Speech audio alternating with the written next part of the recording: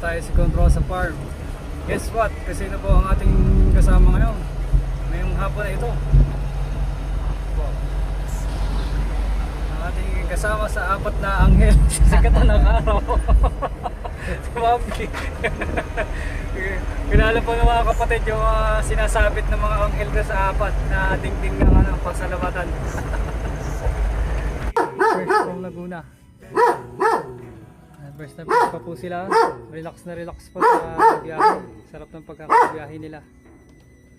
Dahil ano sila, kaya pa sila dyan, malakas yung kanilang oxygen.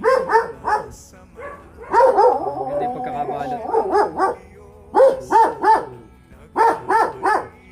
Po kami sa Second Rosa. As of now is 4:13 ng hapon.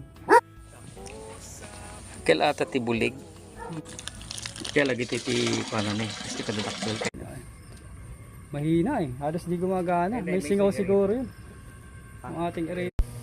Inaayos po namin yung aerator para ano, para malakas yung supply.